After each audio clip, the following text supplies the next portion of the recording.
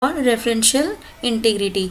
Now referential integrity is used to maintain accuracy and consistency of the data in relationship.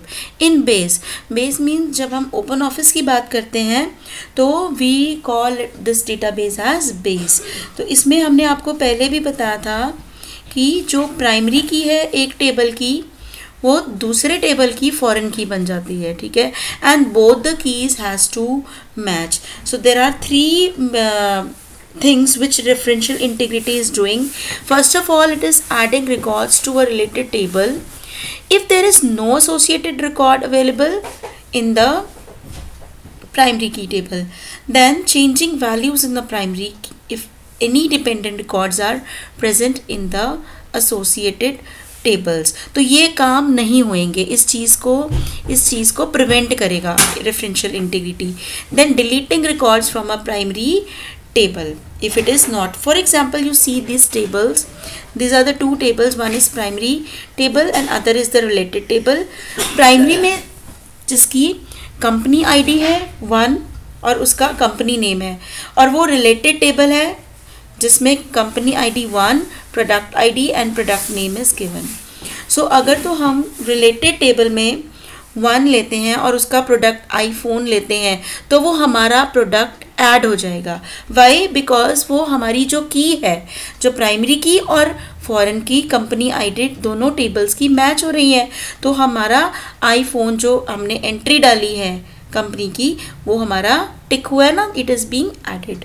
But if in the second company ID, ठीक है, in the related table, and you are giving here 15 and putting the product as Mustang, so it is not taking it.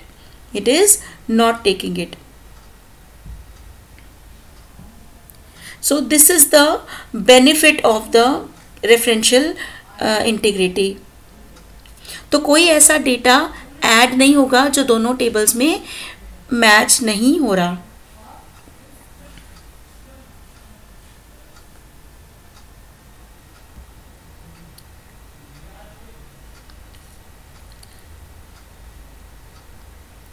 Next topic is your relationship, the creating and editing relationship between tables. What is a relationship? When you create two tables in your database और base and when you link their primary keys, एक line आ जाती है उसमें, ठीक है, वो मैं आपको इसी वीडियो में बाद में बताऊंगी. What happens? रिलेशनशिप से first of all save time, ठीक है, and reduce data entry errors and then summarize data from the related tables. So you can create a relationship between two tables. Now first of all मैं सीधा आपको ये बता रही हूँ 3 types के हैं. 1-to-1, many to one and then many to many. 1-to-1 में देखो we have 2 tables, employ and department, दोनों में एक एक प्राइमरी की है, ठीक है. पहली प्राइमरी की एक टेबल की दूसरी प्राइमरी की से लिंक हो रही है. So this is the meaning of 1-to-1 relationship, ठीक है.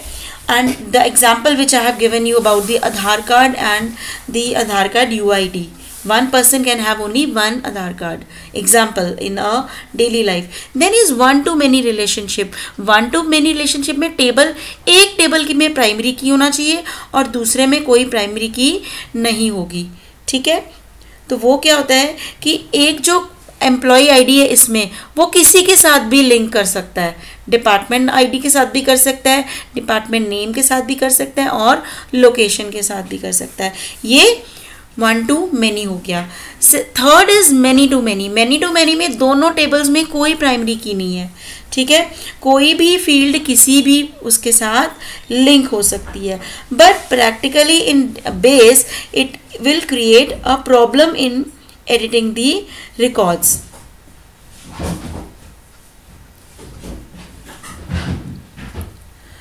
So in the given tables, as you see, EMP and department, there is no primary key.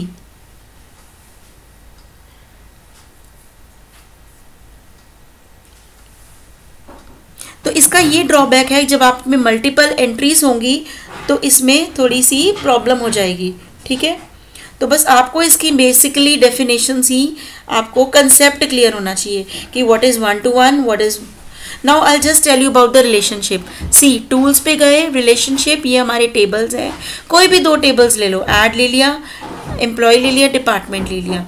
Just like in MS Access, ये दोनों के बीच में हमने ड्रैग कर दिया and this is the relationship. Fine, this is the relationship. और इसको delete करना है, वहीं पे राइट क्लिक करा और उसको डिलीट कर दिया। Just this is all similar to your MS Access. So this was all about your relationship, one to one, one to many, and many to many. In the next chapter we will do your we'll learn more about queries. Okay students, thanks a lot.